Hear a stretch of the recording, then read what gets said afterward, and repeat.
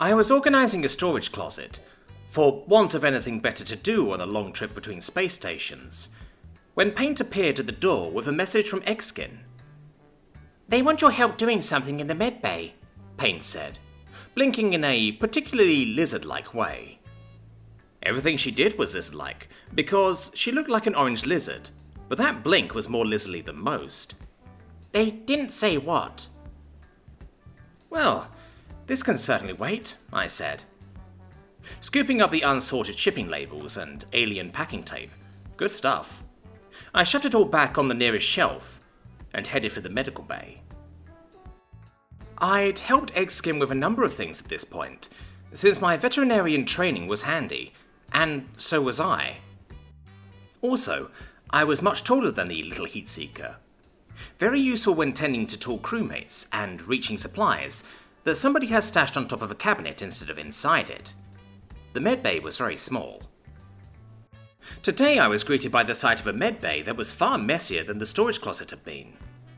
Eggskin stood among containers and tools, laid out on every flat surface, their scaly arms crossed, glaring at the jars on the examination table.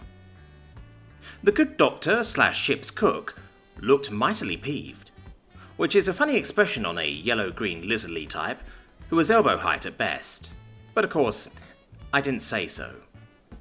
"Hi," I said. "You called?" "Yes!" Eggskin lit up and scrambled for a sensor tool. "Show me your hands." I did, waiting for an explanation. The sensor scanned my palms, then beeped. Eggskin grumbled at the readout. Too cold."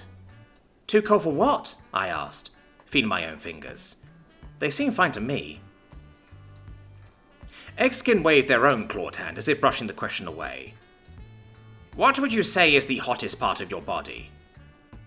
The inside? Is this a trick question? I wondered if, despite Eggskin's vast knowledge, they really weren't that familiar with warm-blooded species. Another hand wave. No, sorry. It's just... Eggskin gestured towards the closest jars. "These are expired, and we will definitely want them on our next planet-side landing, just in case. So I have to mix more." The doctor paused for breath. "The components need to be stirred at a certain temperature, or else they won't set right." "Do you?" I said slowly. "Want me to put the jars in my armpits and jump around?" Eggskin didn't say anything, but raised the temperature sensor. Thinking dignified thoughts, I let my armpits be measured for heat levels. "That should work," Eggskin said. "How long will I have to jump?" Eggskin's wince of regret was a toothy one. 2 minutes. I heaved a gusty sigh. "Yeah, okay. Can I play music to make it fun?" The doctor nodded solemnly, gathering ingredients. "Take your pick. A fresh stock of dart leech antidote is worth 2 minutes of auditory discomfort." I got out my phone.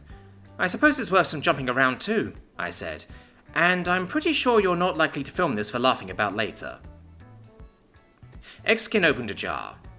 "It hadn't even occurred to me, but if this works, I may call on your incubation skills in the future."